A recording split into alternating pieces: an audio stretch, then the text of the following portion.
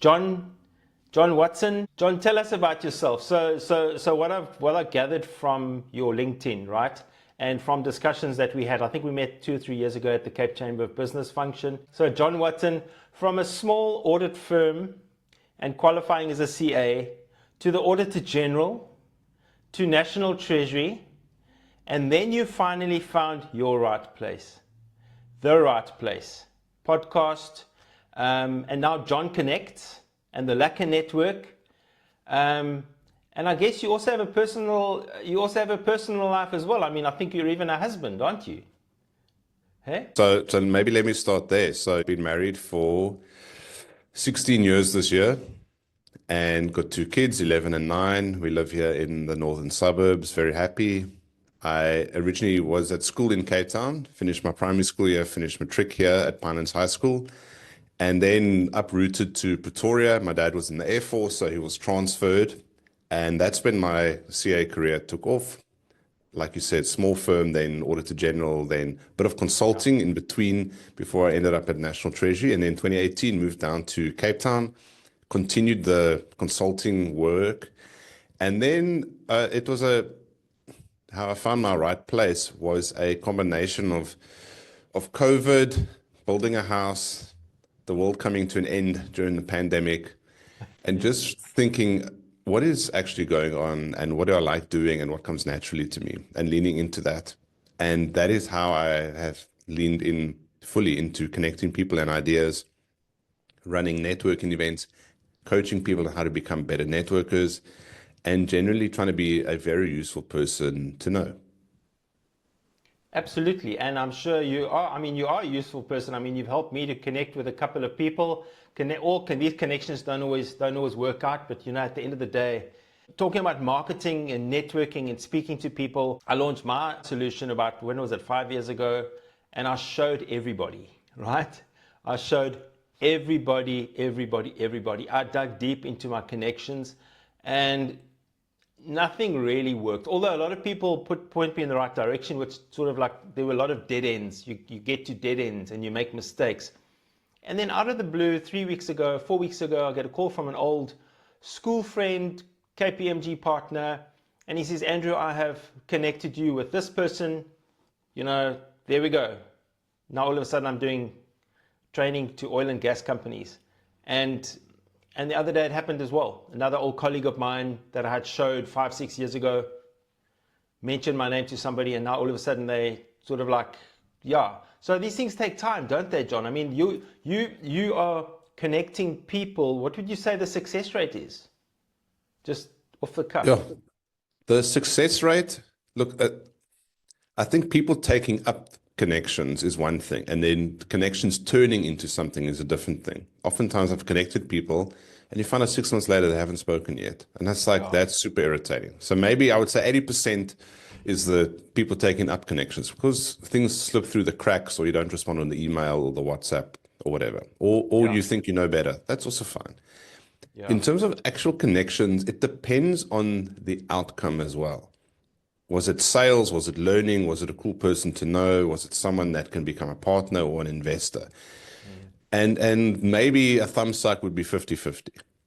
Yeah. Because I'm getting better at connecting people and not just having a shotgun approach. Like, I'm putting a lot more thought into it, and a lot more thought in facilitating the introduction. In the past, this is maybe 3-4 years ago, it was just a cold email. Hey, you two speak to each other. Now what I'm trying to do is actually facilitate the introduction, because then I learn more about what both parties are looking at. Then I've got a proper bird's eye view of how did the connection go, and then are there any other unexplored opportunities that we haven't come across yet? And that to me is something where I think there's a lot of value that I can add, because I think in the connection space. But yeah, it's an interesting space to work in, because you never know what's going to happen. You never know where the conversation is going to lead. Yeah, and I think I like that. I like the idea of you giving a warm lead, because the cold leads are always, like you say, you leave it up to the person you spoke to, or the two people you spoke to, and they don't really know. John told me I must speak to you. I'm not sure why, and often we do know why, but to get that, because I can see you as the glue. you're the glue, and you can't have two pieces, and the glue is just a voice in the background. So I like the idea of having the warm connection, because again, John, you're gonna have other ideas based on the conversation you had with those other two individuals, I guess. No, 100%. And also it puts me in the room as well. So I better have done my homework properly. Sure. If it's a manufacturing company looking for a new partner or something like that, I need to know what product are they trying to ship, where do they want to go, what do they want to do? Okay, I want you to talk to this person. What makes them a good fit? So I need to know them as well. And so I can kind of fast forward the conversation and say, I've brought A and B together. A told me this, B told me this. I think you're a good fit, or I've known A this long. I've just met B. Sounds really exciting. Let's talk. Yeah. And that gives them comfort that, okay, John's done a bit of the homework for us. We can kind of talk business and also build a relationship over time. And I think oftentimes these cold emails, it can be quite off-putting as well, because depending on how the email is written as well, you might be doing them a favor, and there's no chance of payment or no chance of any reciprocity along the line, and then you kind of stuck. Oh, I owe this guy now because my friend wrote an email, but you don't put the guy from bar of soap, or it's something that you don't really want to do, and that can be a bit difficult. So I don't make any promises. I say I believe there's good synergy here or potential. If you trust me enough, let's meet and figure it out. And if there isn't, then it's like, guys, no hard feelings, but I believe it was a good conversation. At least you've met. The worst case is you've had a conversation, you've met somebody else. And maybe 5 years down the line, like what happened to you with your partner, ex-KPMG, maybe 5 years down the line, it's like, oh yes, Andrew was busy with this. I just met this guy. Let's connect the dots, and something happens. And then that was what was actually meant to happen. It wasn't meant to happen now, but only in 5 years' time.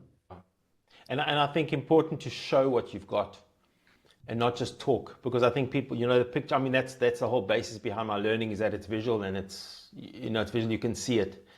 And I think because I showed him the training, he remembered it. And then 5 years later, he remembered to introduce. So, I mean, John, we start these things, and everybody introduces people to other people. We all connect each other. Some people do it, I don't know, some people do it like you and I. We start connecting people, and we introduce people to each other out of the sheer love of helping others. But you've gone to the next level, haven't you? I mean, I can engage with John Watson tomorrow on another call to ask him, or to ask you. Let's not pretend you're not here. To ask you to help me with my business and to connect me with people. And you've got options there, don't you? Tell us about what you do at the moment. What is your business at the moment? So my business at the moment is indeed connecting people and ideas. I believe in the power of conversations. And unfortunately, what I've seen is business owners are too busy working in their business to work on their business and work on their relationships around their business to help them grow or scale or improve their products or whatever the case may be. So where I come in is I can take that networking burden off you. And if you say, John, I want to take this product to market, can you find partners for me? Or can you find investors for me? Or can you help me connect with people in Dubai or Cape Town or Pretoria or things like that? And I'll say, okay, cool. Let's figure this out together. So the way I work, and there's a couple of different revenue streams here for me, is it's a combination of either a retainer base where I do certain tasks per month for a certain outcome, or it's more like a consulting fee based. Okay, John, we want you to help us on the business development side of this product or the service that we have. Yeah. And then it's more like an hourly rate, or it's a success fee or a commission. It just depends on the nature of the relationship. Sure. But where I add value is that I think in terms of connections. Yeah. Whereas, remember, the business owner is concerned about the bottom line and how we're going to move this. I'm like, okay, well, we need to talk to these three people. They might necessarily not want to do the networking, the legwork in terms of getting into the right rooms and that, but I can help them with that. And then I will say, Mr. CEO, I've set up this meeting. I need you to be there to talk to this person because can help. And then I facilitate that meeting or that event, or we do a private networking event or a lunch or something like that. So then they just have to show up, execute, handle the conversation.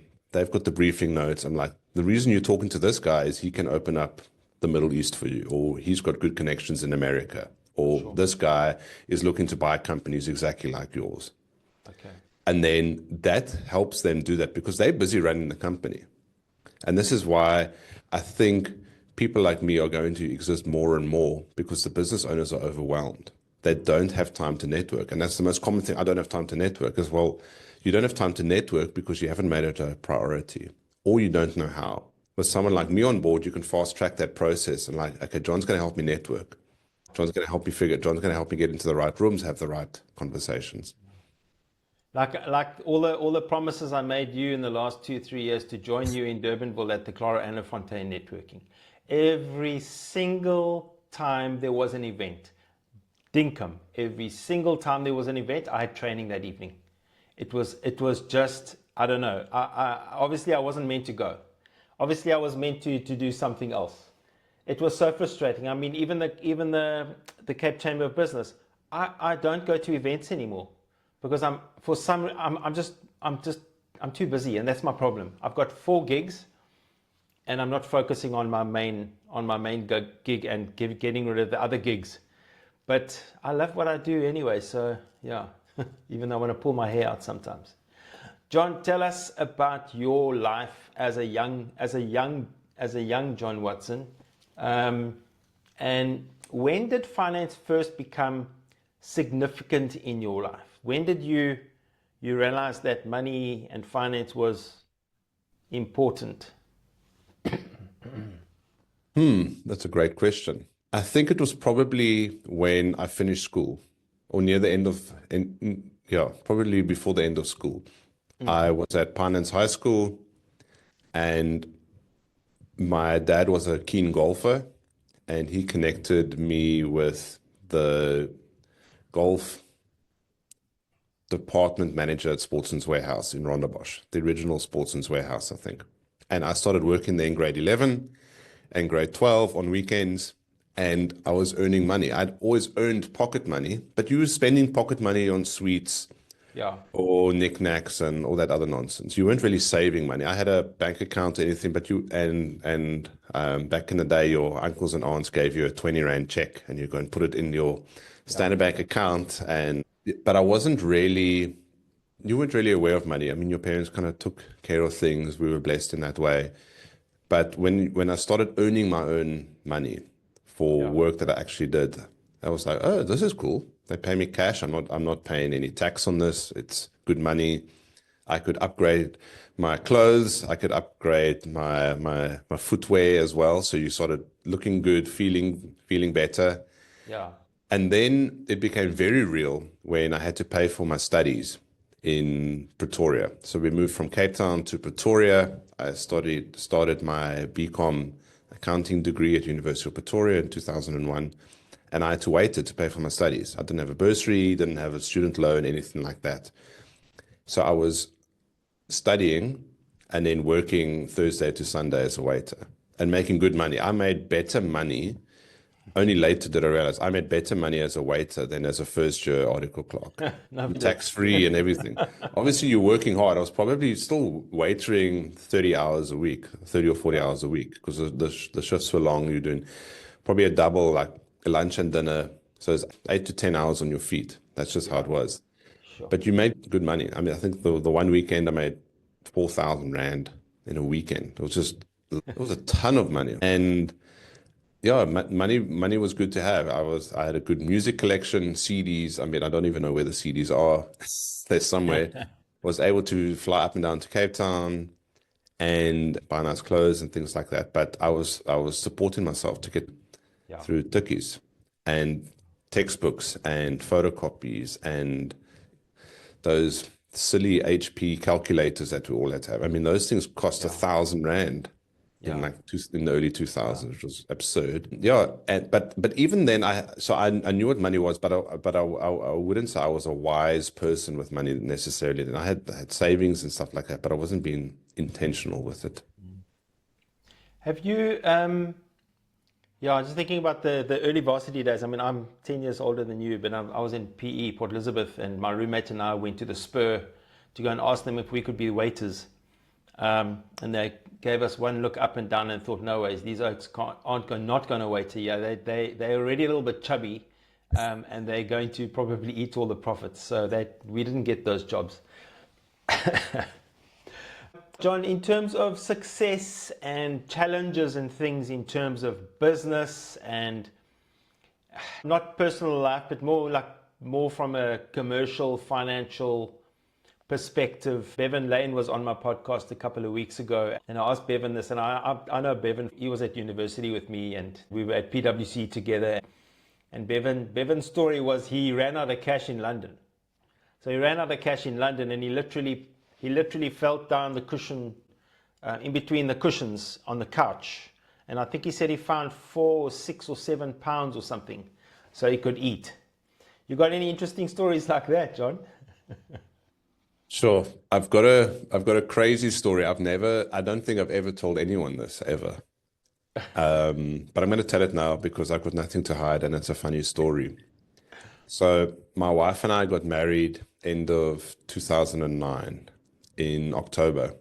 And we'd been overseas in between, and I was doing international audits with the Auditor General of South Africa. And those places are expensive, and we got engaged in New York City, and we went to Egypt and Israel and all that stuff, all courtesy of international audit.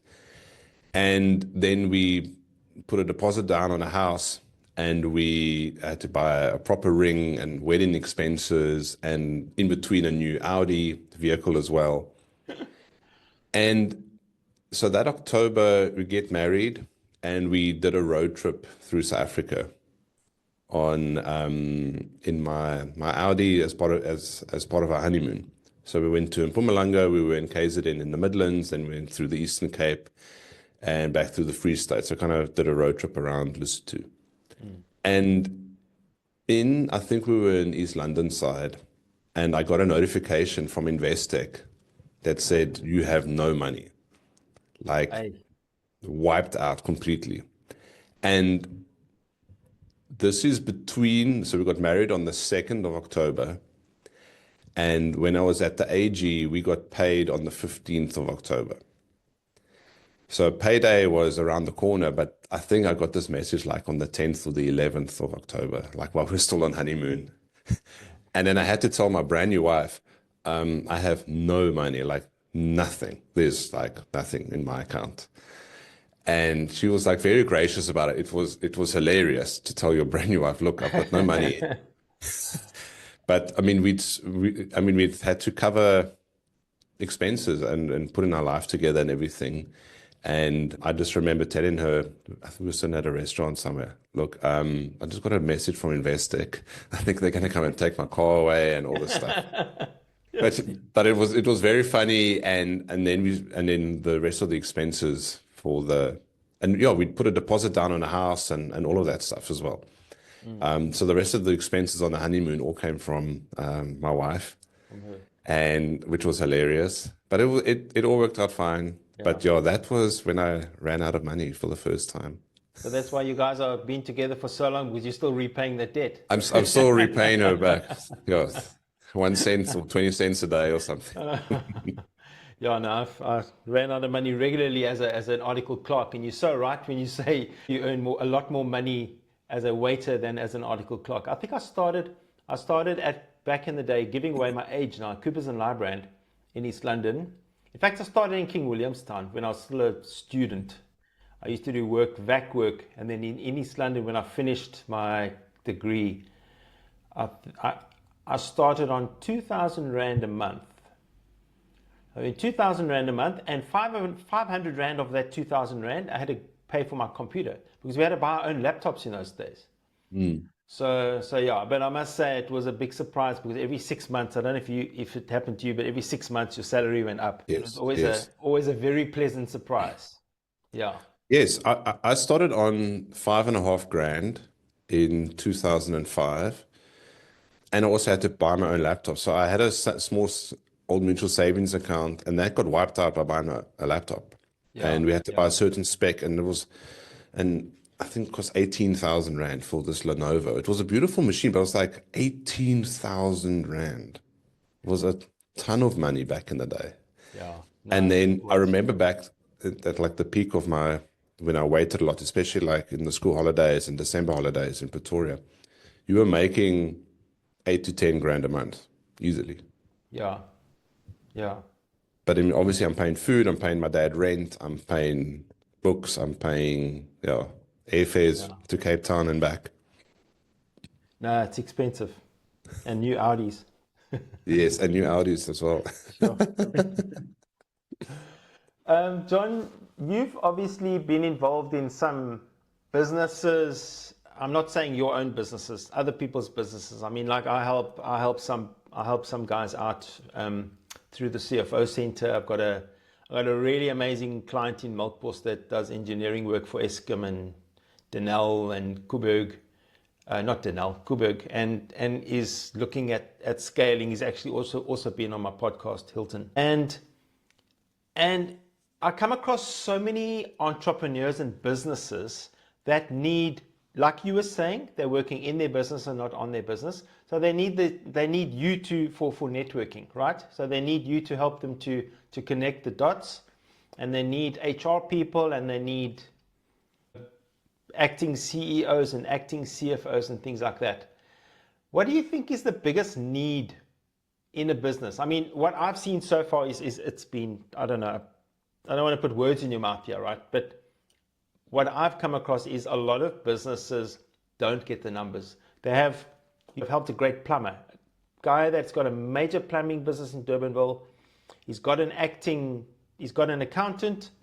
The accountant gives him his numbers every month, but it doesn't mean anything to him because the accountant can't explain the numbers. Exactly the same thing with my client in Melkbos. He's got outsourced accountants. The accountants are ticking the boxes. They're doing what they've got to do. They're giving him the data, the reports, but he doesn't understand it. What do you think is the biggest challenge that entrepreneurs have got today? Well, the biggest, like one or two or three challenges that they need help with. I think it's maybe a couple of things. I'll talk about the accountants, for example. I think a lot of entrepreneurs are going the cheap option in the beginning. So they get an uncle or an auntie or the family CA. Every family's got a CA or a BCom student to do the books. Yeah. And the problem is then you've just got the books and you've got like the bare minimum. But that business owner is running his business out of the bank account. His only concern is the money in the bank account. He literally couldn't care about the accounting. He'll figure that out when he has to submit to SARS or CIPC or whatever the case may be. But that adds up over time, and you're not making good financial decisions. You're making cash flow decisions all the time. And yes, cash is absolutely everything. Cash in the bank, then we can talk. But then they don't ever progress from that. And your business can only grow as good as your systems grow. You need to have some sort of proper system in place that you can keep track of the finances and take care of the compliance and take care of everything you need to do for SARS and CIPC and the banks and your investors or your shareholders and things like that. And too often, I think business owners want to skimp on that because they don't see the bottom line. But when it comes down to I need a investor or I need a bank loan or I want to do a merger with another company, then people start asking for your paperwork. They want to see a track record. They want to see what is going on. And then you have to scramble and you haven't got it and you lose the deal. You lose the sale. You lose the opportunity. And so it only means something in 5 years' time, and then it means a lot. And then it means you can't get the deal across the line. Yeah. And that is such a blind spot, I think, for a lot of business owners. But you can't see it because it doesn't mean anything right now. It doesn't matter. I just want to get cash in the bank. I want to cover my water and lights and my rent for my factory or whatever. So get quality help. There's this very popular video of Alex Hormozy where he talks about appointing A team people, B team people, and C team people. He goes off on this rant about people that employ the cheapest person they can find. They look for the cheapest accounting person. But what are you going to get? You're going to get no advice. You're going to get sloppy work.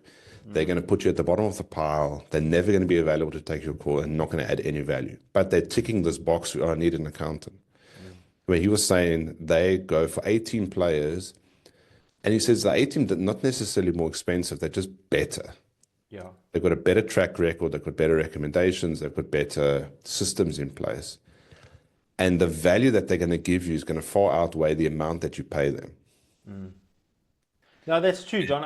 It actually reminds me of my old boss at PwC in East London, Jacques. He's still at PwC. He always used to ask the question, do we have the right jockey? Do we have the best jockey on the horse?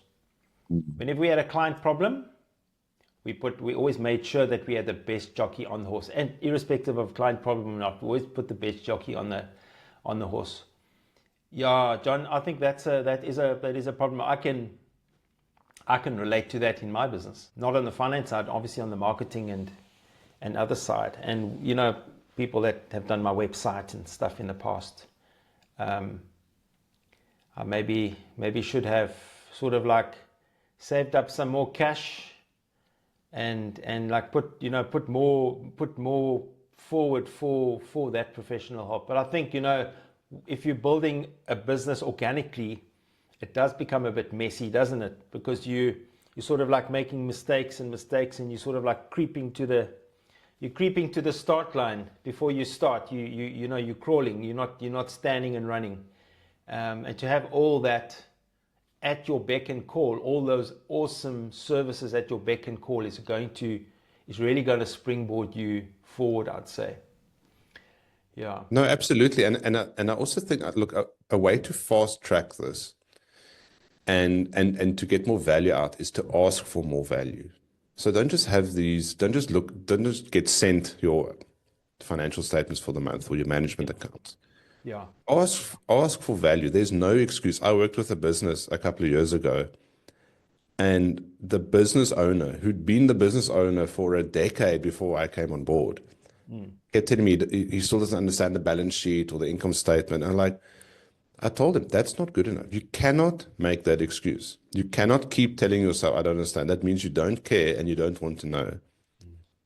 And what happened? Literally, probably about 6 months to a year back, his main partnership fell apart.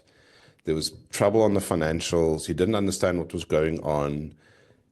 I wouldn't say he got screwed in the deal that ended up happening, but he didn't get what he should have gotten because he just never paid attention and just kind of, no, but somebody else will sort this out. But like, dude, it's your business. You have to know. There's no excuse for not knowing. Yeah, yeah. And something that I tell people a lot is that, remember, there are business owners that might have a worse product than you, a worse service, but they are better at the details, better at the admin, and that's why they're ahead. So you can complain about them all day long, but they take it a little bit more seriously than you, and it adds up over time. It's like some of these companies out there they're killing it. They're absolutely killing it, and they're beating everybody else because they've got the best marketing company in the world. But their product and their solution is terrible. It's nothing absolutely. like the best one.